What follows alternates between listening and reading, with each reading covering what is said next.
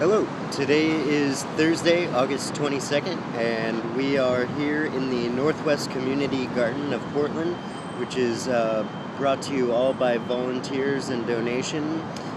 It's nestled right under this noisy overpass, and I'm here doing an impromptu broadcast today. Nice little short one because my girlfriend has a friend who's staying in our 600 square foot studio apartment with us, and I'm kind of out of a studio right now. So that's why I'm here, and that's why it's a little noisy, but at least we have a beautiful array of plants and trees around us.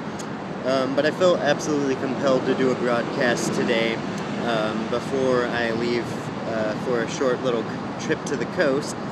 This was because of a few articles here that I wanted to cover. The first one is an article by Don Salazar, one of my new favorite reporters from InfoWars. He's not by any means new, but I've recently been loving everything that he's been writing. He's been covering some really great topics, so props to you, Adon Salazar. You're doing an awesome job. This is an article titled, "Neighbor's Letter to Family of Autistic Teen Sparks Outrage." Last Friday, the grandmother of 13-year-old Max Bedley was floored when she received a letter from an anonymous neighbor complaining that Max was nothing but a nuisance. So, I know this is going to be very hard to hear, as it was for me, and it's going to make you very, very angry. It made me very angry, and this is the reason why I'm doing this broadcast today. So I'm going to read you this entire letter that was typed anonymously by a neighbor of the grandmother of Max Begley. Brenda Milson is her name, and this is what one of her neighbors decided to leave for her. To the lady living at this address. And I'd like to also put some emphasis on whoever wrote this letter does not know punctuation, spelling, or grammar, and sounds like an absolute moron. To the lady living at this address. I also live in this neighborhood and have a problem, with 4 exclamation points. You have a kid that is mentally handicapped, and you consciously decided that it would be a good idea to live in a close proximity neighborhood like this, 4 question marks. Autism is not a mental handicap, so I'll correct you there first off. You selfishly put your kid outside every day and let him be nothing but a nuisance and a problem to everyone else. That noise-polluting wailing he constantly makes. That noise he makes when he is outside is dreadful, in all capitals and 9 exclamation points. It scares the hell out of my normal children. There's another 7 exclamation points. When you feel your idiot kid needs fresh air, take him to our park, you dope. We have a nature trail, exclamation points. Let him run around those places and make noise. Crying babies, music, and even barking dogs are normal sounds in a residential neighborhood. He is not, capital not, and looks like about 15 exclamation points. This lady is just extremely smart. So I'm going to go on and finish this letter real quick. He is a nuisance or a hindrance to everyone and will always be that way. Who the hell is going to take care for him? No employer will hire him, no normal girl is going to marry/love him, and you are not going to be around forever. Personally, they should take whatever non-retarded body parts he possesses and donate it to science. What the hell else good is he to anyone? You had a retarded kid, deal with it properly. What right do you have to do this to hard-working people? I hate people like you who believe just because you have a special needs kid, you are entitled to special treatment. God! Exclamation point. I'm not sure 100% if this lady is religious or if she thinks she's doing God's work, but she should, if she is, realize that saying God's name in vain in capital letters with a bunch of exclamation points after calling someone retarded is not loving or Christian. To end this letter, she says, now this is the most wonderful, loving part, and I think well, you'll hear. Do everyone in our community a huge favor and move. Vamos, scram, move away and get out of this type of neighborhood setting. Go live in a trailer in the woods or something with your wild animal kid. Nobody wants you living here and they don't have the guts to tell you. Do the right thing and move or euthanize him. Either way, we are all better off. Sincerely, one pissed off mother. Now, it's hard not to fight this with negativity as well, and complete criticism of this woman. But that is not constructive in any way. Karma will come back to this woman, and it will probably not physically, but it will subconsciously, mentally backhand the hell out of her. This is a horrible human being right here. This is a person who believes that certain types of human beings' lives are worth less than hers, or yours, or mine. This is sickening to me. This is what people in Germany would tell themselves to make themselves sleep better at night when people are being murdered innocently who do not deserve it, raped, tortured, burned, gassed, poisoned, chemical burned. I mean, do I have to go on? This is what happens when people don't stand up for each other and when people think that they're better than one another. This lady is going to be first in line to walk into a FEMA camp. This lady is going to be first in line to ask her kids to go do a FEMA camp and be euthanized themselves. So her dumb ass needs to realize that autistic, mentally handicapped, cancer-ridden, whatever it is, we are all humans and we are all equal. And you are no better than me or that child, or that child's grandparent. And it is disgusting that you think that you can push your opinion like that and write a letter like this and get away with it. You don't even have the courage to say who you are, so you know that this opinion is wrong. If you thought you were right, you would go talk to this person face to face, or you would write your name at the bottom of it. You are pathetic. You are a pathetic excuse for a human being. That autistic child has more soul and more life in their body and in their mind than you will ever have. You are an empty shell, and that's what you are. And that's why you're sad, and that's why you use negativity to attack other people. I feel sorry for you, and I hope God or whatever being has mercy on you. But you're going to be burning in hell, odds are, and Lucifer is going to be smiling and laughing and waiting for you, so good for you. Let's not spend any more time on someone like that. So moving on. Corporate media portrays Michael Hastings as a meth user. So it's recently come out now that the police report is open. The family has come out to Who, What, Why news website, anonymously, a family member of Michael Hastings, in response to the police and ABC News reporting that it's looking like Michael Hastings was using meth because they found amphetamine in his system. So if you go on to this article and move on, this is an article, by the way, by Kurt Nimmo at Infowars.com. Quote, "I can honestly say with absolute certainty that he wasn't doing meth," an anonymous family member told Who, What, Why news website. Methamphetamine can be found in the nasal spray Sudafed. It can be found in upper energy drink. It can be found in prescription amphetamines, all kinds of things.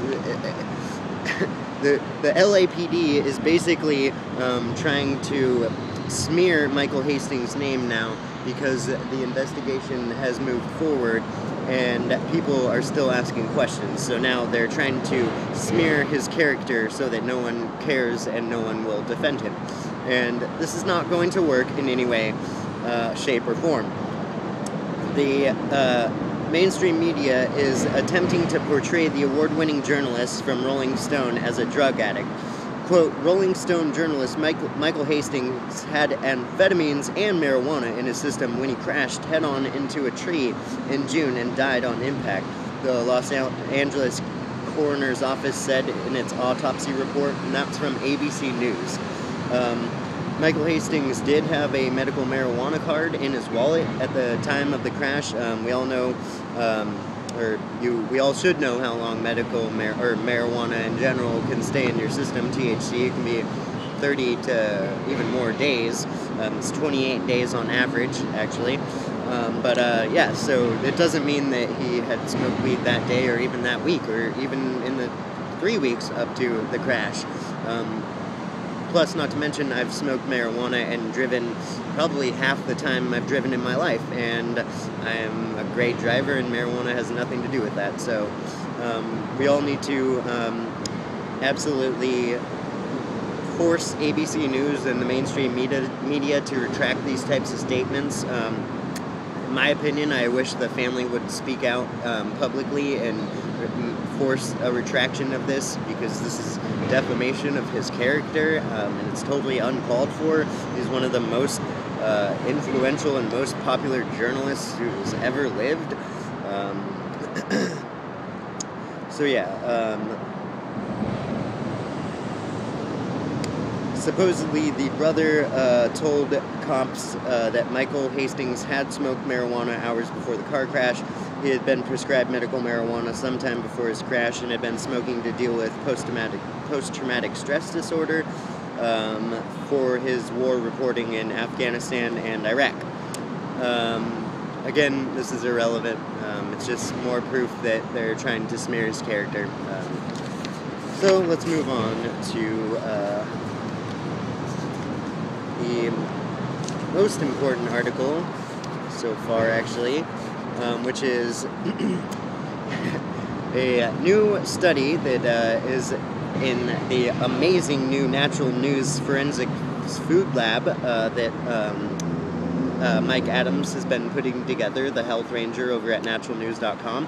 He has built a forensic foods lab at his studio for himself, and he has become a certified lab technician to do tests on these certain types of food that he's doing, so he can do his own tests and quit shelling out thousands of dollars to other companies to do it for him. So this article is titled More Chicken McNugget Strange Fiber Photos Released by Natural News Forensic Food Labs.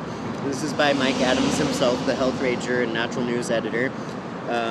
Goes on to say, more microscopic photos of the mysterious fibers found in McDonald's Chicken McNuggets have been released by the Natural News Forensic Food Lab. These new photos shown below appear to depict microscopic hairs, fibers or strands of varying colors and shades throughout the McDonald's Chicken McNugget samples. This is almost on every McNugget they sampled now. All the following photos were taken at 200 times magnification. The hair-like fibers you see here are much smaller than a human or animal hair. They have a comparison with a dog hair, which I'll show you below. The Chicken McNuggets were purchased on August 15, 2013 at a McDonald's restaurant in Austin, Texas. Natural News broke the story yesterday, on the August 16th, about the mysterious fibers being found in the Chicken McNuggets, and the story has been covered only by Drudge Report and Infowars.com to begin with, but now thousands of other websites are starting to pick up this article as well. So we need to spread this around and get people to stop going to this disgusting poison factory at McDonald's. Let's see. There's been a wave of speculation about whether these fibers are related to a mysterious condition known as Morgellons, or which also appears to involve the presence of strange, unexplained fibers in humans. You can see examples of Morgellons morphology at morgellons-research.org, and you can see the morphology in humans and the same type of fibers with that. So there's going to be a lot more information coming to light here soon about this subject. I'll go ahead and show you some of the pictures here. That is a chicken McNugget, 200 times magnified, and a strange fiber. There's this one there.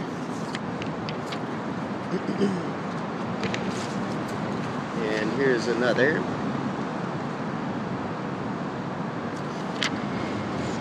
And here is a comparison photo of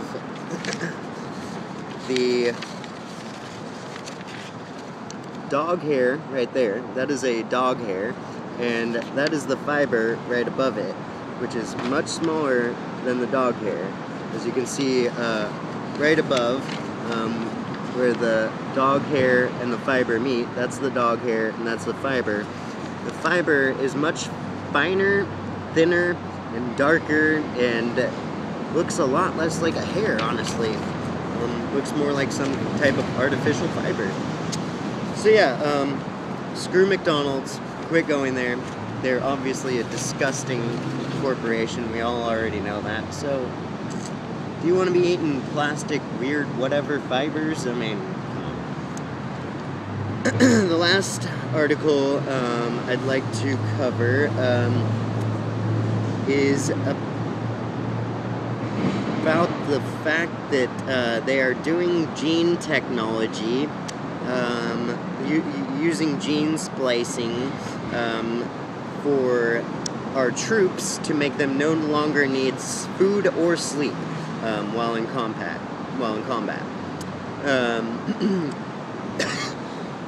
Excuse me. The Pentagon scientists are researching gene manipulation to build the soldiers of tomorrow. They hope to be able to trigger the cells of injured soldiers' bodies to rebuild lost limbs eventually. Tomorrow's soldiers could be able to run at Olympic speeds and will be able to go for days without food or sleep if new research into gene manipulation is successful. According to the U.S. Army's plans for the future, their soldiers will be able to carry huge weights, live off of their fat stores for extended periods, and even regrow limbs blown apart by bombs. The plans were revealed by novelist Simon Conway, who was granted behind-the-scenes access to the Pentagon's High-Tech Defense Advanced Research Projects Agency, DARPA. With a budget of almost $2 billion a year, DARPA, established in 1958 after the USSR's first successful space mission shocked America, has a goal of maintaining U.S. technological dominance on the battlefield. Among its many ambitious projects, the agency is working on an exoskeleton that will allow soldiers to run faster and lift prodigious weights. But its most controversial work involves gene manipulation. DARPA is working on triggering genes that will make soldiers' bodies able to convert fat into energy more efficiently so they are able to go days without eating in the war zone. With plump soldiers able to go on for deployment for days just living off their own body fat, that would free up space in their kit bags for use for ration packs.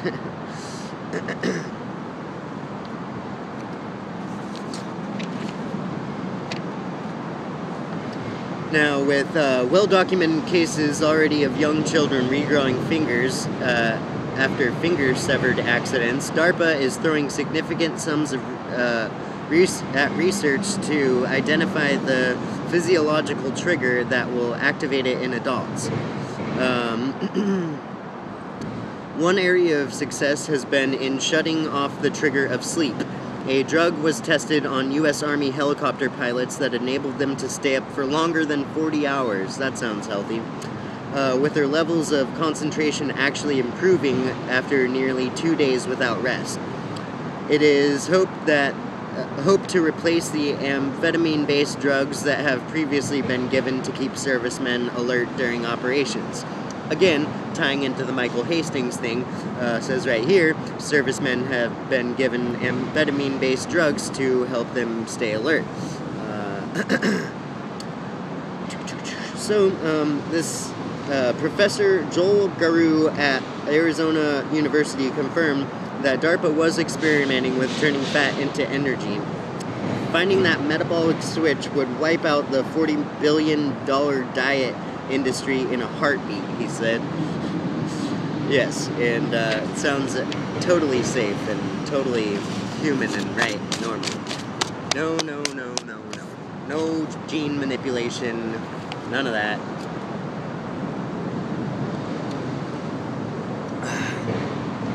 So, in closing, I will try to be back with you tomorrow, but I doubt I will be able to have the time to do another broadcast this week. But I will be back on Monday to do one more broadcast. And I hope that you guys get this letter out to everybody you can, and we need to make this letter that was written to the grandmother of this autistic child forced into the mainstream media to make this woman just feel like an awful person. We need to do something about this. It's not right. All this, really. We also need to defend Michael Hastings as they're trying to defamate his character and make it okay that he was murdered. Give you a nice look around this beautiful community garden, and I'll see you guys next week. Have a great day.